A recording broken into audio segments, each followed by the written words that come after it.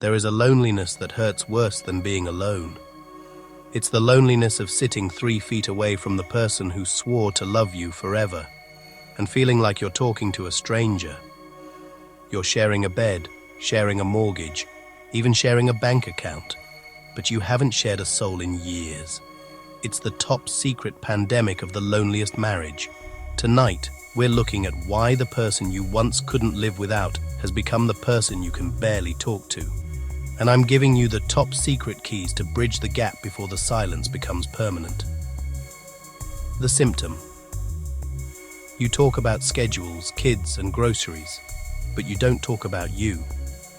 You become the world's most efficient business partners, but the romance department has been bankrupt for months. Being single and lonely is a choice. Being married and lonely, that's a prison.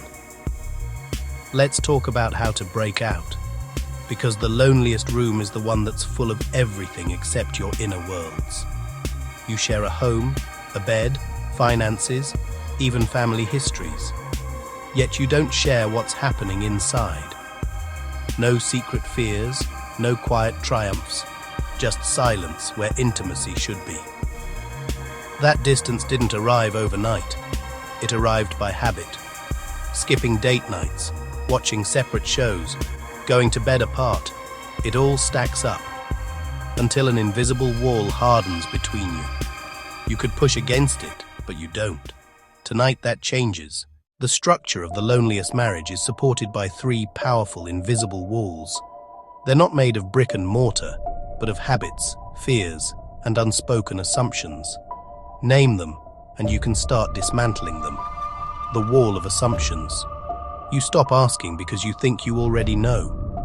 You predict their reactions, opinions, and desires, and you choose silence. Curiosity fades, learning stops, and both of you withhold the real you. Assumptions become a self-fulfilling prophecy of disconnection. The wall of micro-rejections, tiny cuts, day after day. A hug not returned, a question answered with a mumble, a smile ignored, a glance lost to a screen. Each moment is a brick. Over time, the wall towers. Eventually, you stop trying. It's self-preservation, turning toward heals, turning away withers, turning against wounds.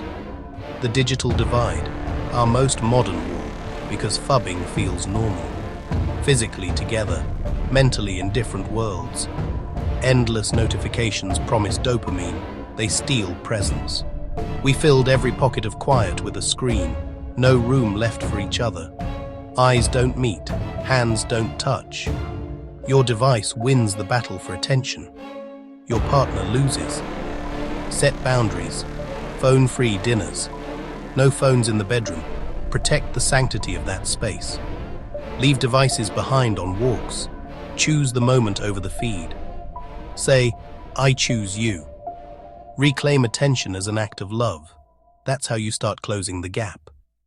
Now that we've seen the walls, we rebuild, on purpose, with small, brave, consistent steps, safe fixes, done daily. The mission is simple. Turn back toward each other. Here's your top secret reconstruction plan. Step 1. The radical interruption. Your routine is the cradle of your disconnection. Turn the TV off.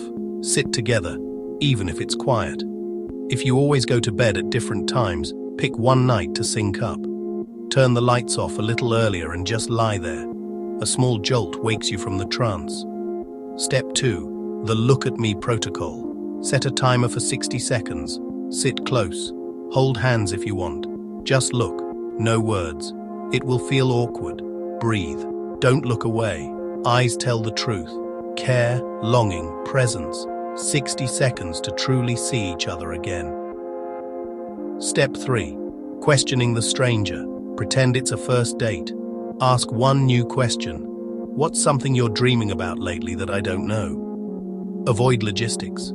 Invite a story or a feeling. When they're done, ask one follow-up. Keep curiosity alive. Step 4. The bid for connection. Be a detective for bids. If they point, look and say, that's a pretty one. If they joke, laugh. If they touch your arm, touch back. Say yes more often. Each turn toward lays a brick of connection. These aren't magic cures, they're a starting point. Practice, patience, and presence, safe fixes that work over time. Now, a hard question we have to face. Some people stay in lonely marriages because they're afraid of the shame of divorce. Is the shame worse than the slow death of your spirit? But before you give up, ask, have I actually told them how lonely I am? Or am I waiting for them to notice? Use the actual word, lonely. Name it without blame. Start a real conversation. If they respond with care and willingness, there's hope. Intimacy is a daily choice, not a destination reached on your wedding day. If they won't engage, you still have choices: therapy, support, and if needed, change. Leaving a broken relationship isn't failure. Staying perpetually unhappy isn't success. If you've ever felt lonely while your partner was in the same room, comment GAP below. Let's see how many of us are fighting this together. You don't have to live in a ghost town. Subscribe to join the movement taking relationships back from the shadows. Next file, the apology you'll never get, and how to move on without it. The silence can end. The conversation can begin. Tonight.